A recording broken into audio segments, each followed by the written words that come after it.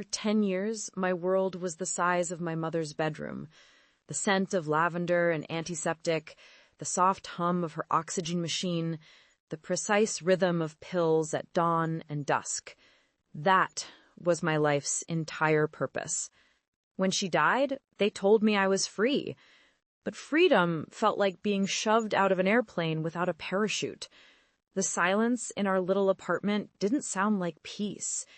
It sounded like the end of the world. I was 22 when her illness took hold. I was 32 when she left. I had a whole life ahead of me, but I had absolutely no idea how to live it. I was a ghost in my own story. That feeling of a life paused, of a purpose that suddenly vanishes, is a silent battle so many women fight. Today on Unbroken Women, we're sharing the profound journey of Lily Hua from San Francisco, California. It's a story about the crushing weight of love and duty and the terrifying, beautiful process of reclaiming a life that was never truly lost, just waiting to be lived. I'm your host, Susan Bentley, and this is Lily's story. My ordinary world was a fortress built of love and routine. Our small apartment, with its view of the fog rolling over Twin Peaks, was my entire kingdom. Every morning began not with an alarm clock, but with the soft cough from my mother's room. That was my signal. The day would unfold in a series of quiet, necessary tasks, measuring medications into little plastic cups, the click, click, click of the lids, preparing soft foods that wouldn't trouble her, reading to her from novels, my voice a low murmur against the backdrop of daytime television. Friends from college would call, at first. Their voices were full of news about promotions, engagements, trips to Europe. My news was always the same. She had a good day today. Or, we're managing. After a while, the calls became less frequent. I didn't blame them. What was there to say? My life wasn't moving forward. It was circling, a satellite orbiting her quiet, steady decline. There was a strange comfort in it, a sense of profound importance. I was needed. Every breath she took felt, in some ways, like a testament to my care. I loved her more than anything. This life, this role, it was my honor. I told myself that every day. And most days, I even believed it. But the weight of that honor was immense. It was a physical thing, settling in my shoulders, making my back ache. But more than that, it was a weight on my soul. It was the weight of every no. No, I can't come out tonight. No, I can't take that internship. No, I'm not dating anyone. My own name, Lily, started to feel foreign. I wasn't Lily. I was her daughter, the caretaker. I was a function, a role. My own dreams felt like a betrayal. I had wanted to be a writer, to travel and fill notebooks with stories. But that person, the girl with ambition, felt like a stranger I'd once known. The weight was also made of guilt. A deep, secret guilt for the flashes of resentment. The moments I'd stare out the window and feel a ping of sharp, bitter envy for the anonymous woman walking down the street, laughing on her phone, free. Then the shame would wash over me. How could I feel that way when my mother was so brave, so uncomplaining? So I pushed it down. I buried Lily under layers of duty until I could barely feel her stirring anymore. The whispers began in the quietest moments. Late at night, after Mom was asleep, the apartment would be still except for the hum of the fridge. I'd sit at the kitchen table, the yellow light pooling around me, and I'd see my reflection in the dark window. The woman looking back was a stranger. Her eyes were so tired. Sometimes I'd pull out an old college textbook and just run my fingers over the pages, trying to remember the feeling of sitting in a lecture hall, my future an open, unwritten page. One evening, I found an old travel brochure for Vietnam tucked into a book. The photo was of Ha Long Bay, with its emerald waters and towering limestone cliffs. A little jolt went through me, a flicker of wanting something so intensely it felt like a physical ache. I remembered Mom and I talking about going there one day. The whisper was a tiny, painful question that I would immediately crush. When will one day be for me? It felt selfish, disloyal. But the whisper wouldn't die. It would come back in dreams, where I was running through crowded, colorful streets, or in the middle of the afternoon when a plane would fly overhead and I'd wonder where it was going. The 1-year anniversary of her death arrived on a typically gray San Francisco morning. I woke up expecting a tidal wave of grief. I had braced myself for it. But what came was nothing. Just a hollow, echoing silence. I went through the motions of my day, which were eerily the same as when she was alive.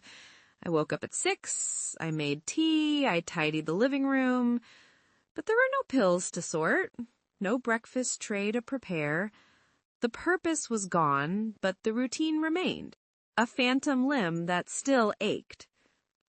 Around noon, I caught my reflection in the hallway mirror, and I just froze.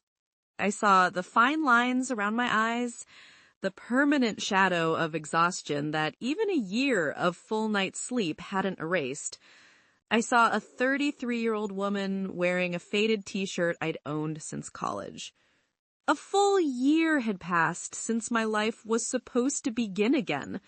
365 days of freedom? And what had I done? I had gone to the grocery store. I had paid the bills.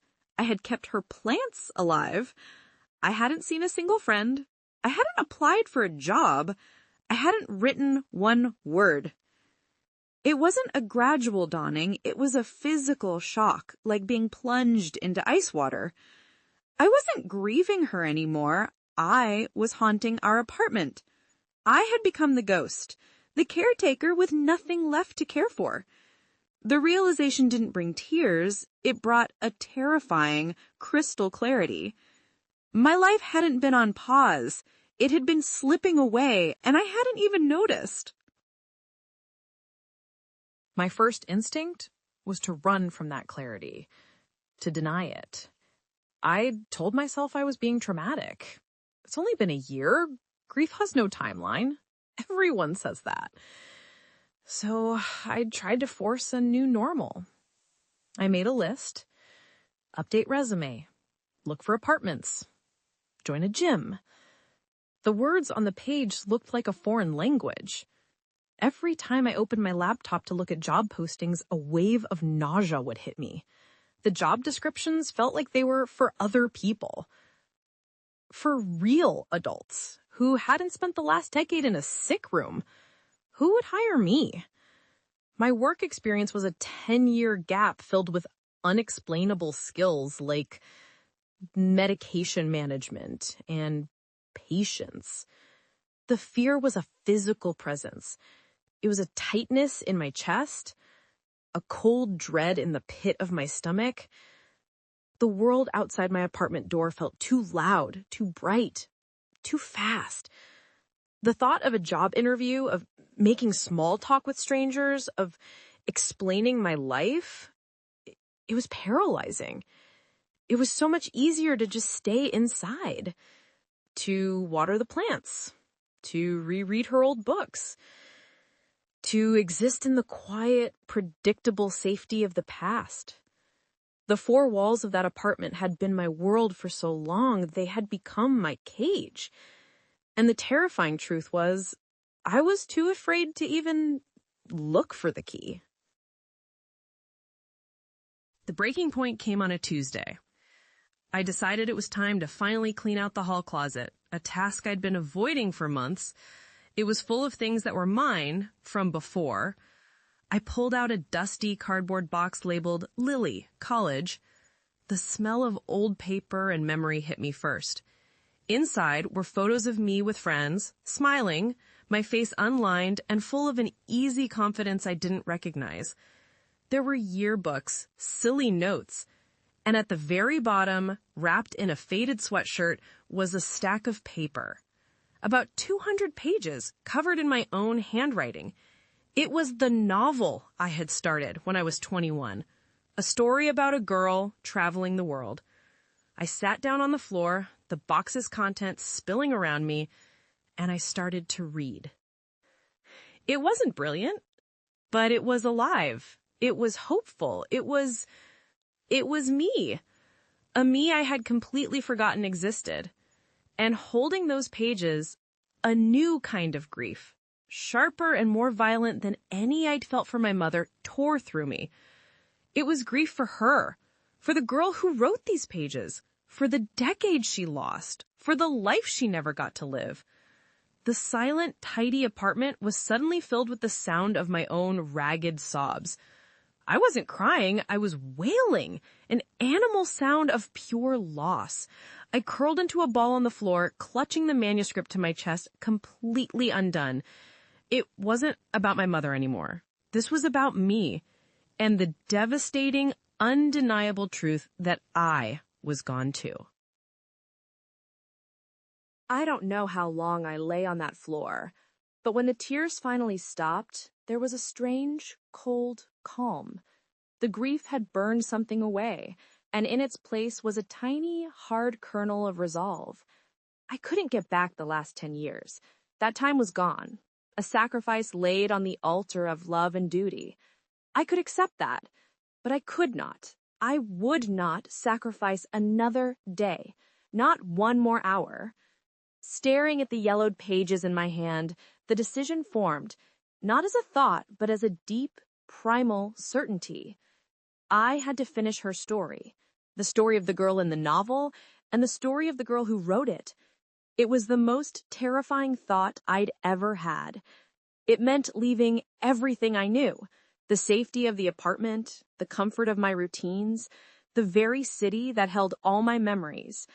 It felt like a betrayal of my quiet life, a rebellion against the ghost I had become. But the alternative, staying here, slowly fading away, was no longer an option. It was a choice between a terrifying life and a quiet death. And for the first time in a decade, I chose life. That night, I didn't sleep. I sat at my laptop, the half-written manuscript open in one window and a travel website open in another. My fingers hovered over the keyboard. My heart was hammering against my ribs. I typed in a destination, a place from the old brochure from a long-ago dream. Vietnam. I found a one-way ticket leaving in 2 weeks. I stared at the confirm purchase button for a long time. It felt like a self-destruct button. Pushing it meant my old life was truly over. There would be no going back. I took a deep breath, closed my eyes, and clicked. The confirmation email that popped into my inbox a second later was the loudest thing I'd ever heard. The next 2 weeks were a blur of frantic activity. I packed one suitcase, my laptop, and the manuscript. I arranged for the apartment to be cleared out. The day I left, I walked through the empty rooms one last time. I touched the place on the wall where her bed used to be. I said goodbye to her and to the girl I was when I lived there.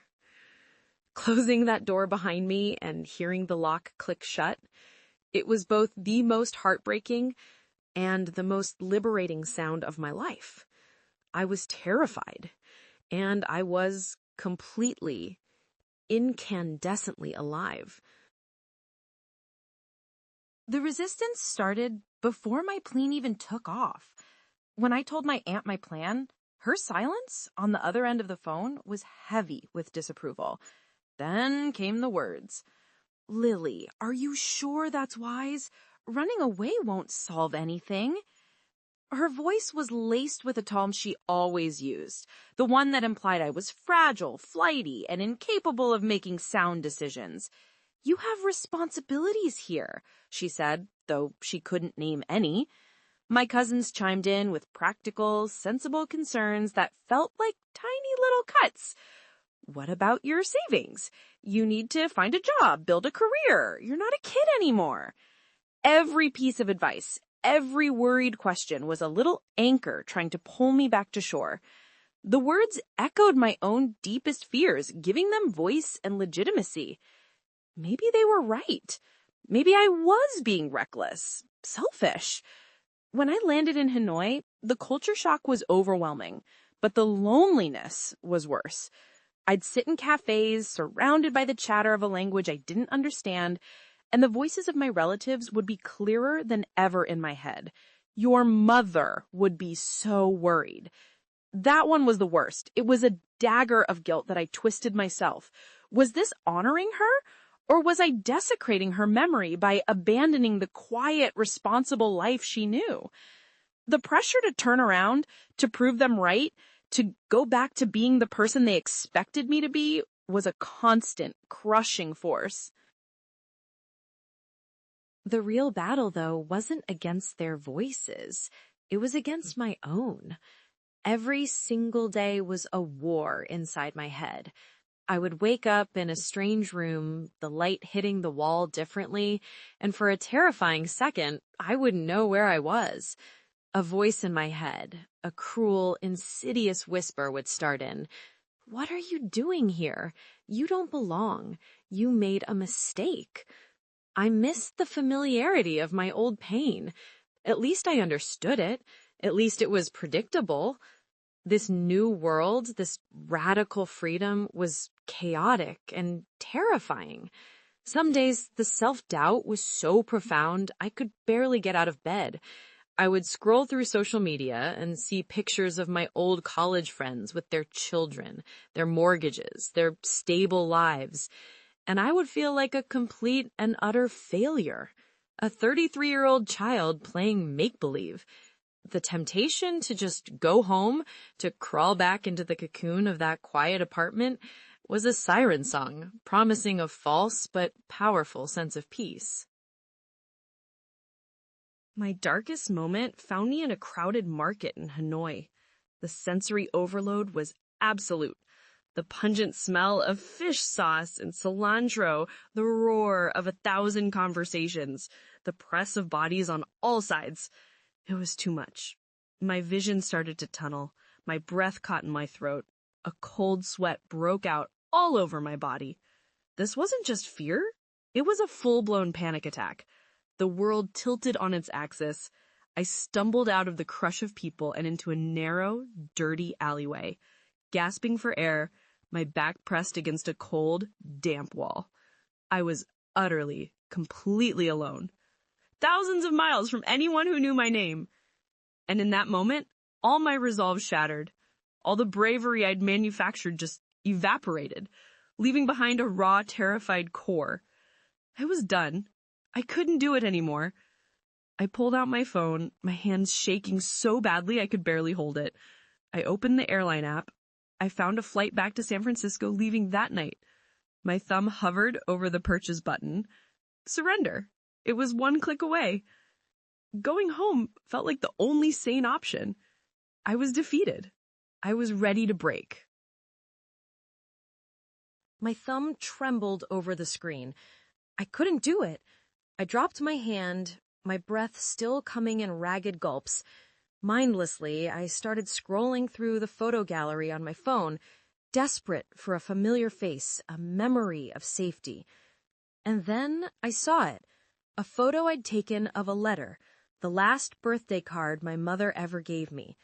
I had saved it for an emergency. This, I realized, was an emergency. I zoomed in on her handwriting, her beautiful, elegant script that I knew better than my own. The words swam into focus. "My dearest Lily," it read. "My greatest wish has always been for you to be happy. Your life is for you. Don't live it for my memory. Don't live it for what you think I would want.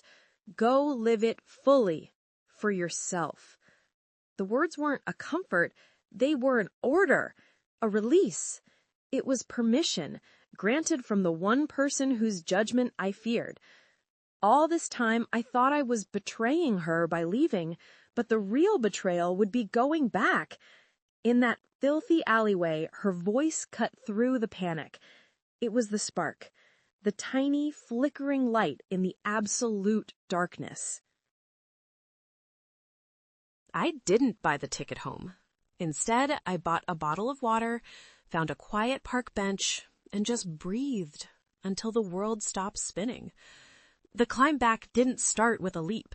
It started with one tiny, intentional step. The next morning, I walked into a cafe, ordered a coffee, opened my laptop, and wrote one sentence. Just one.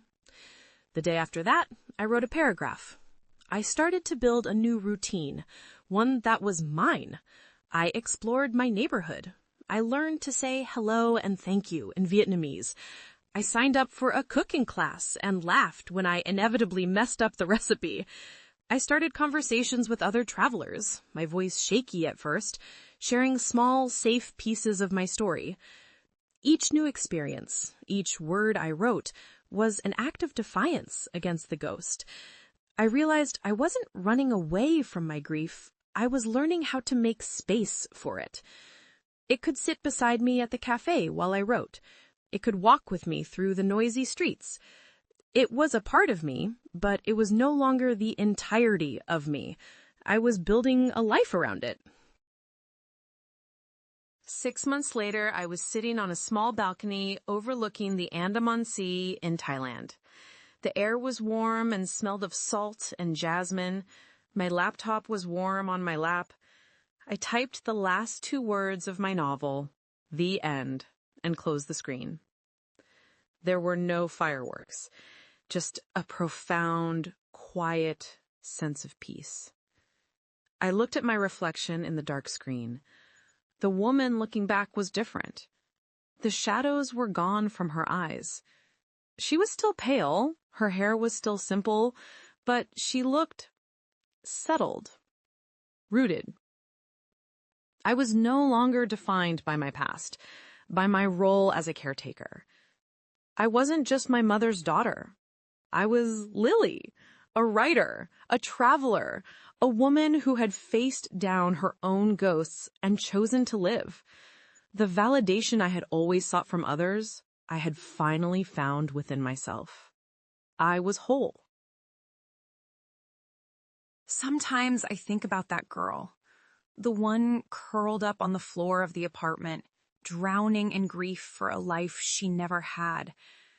I don't feel pity for her. I feel this immense, powerful wave of love and gratitude. She was so strong. She endured so much out of love. She held on in the darkness for so long so that I could eventually find the light. Her sacrifice wasn't a loss. It was the foundation of everything I have become. I want to tell her, thank you. You didn't fail. You survived. And now it's our turn to live. Thank you, Lily, for sharing that incredibly moving story of transformation. Her journey reminds us that sometimes the bravest act is not holding on, but letting go and stepping into the life that is waiting for you. What part of Lily's story resonated with you? Share your thoughts in the comments below. And if you were inspired today, please like this video and subscribe to Unbroken Women for more stories of courage and resilience.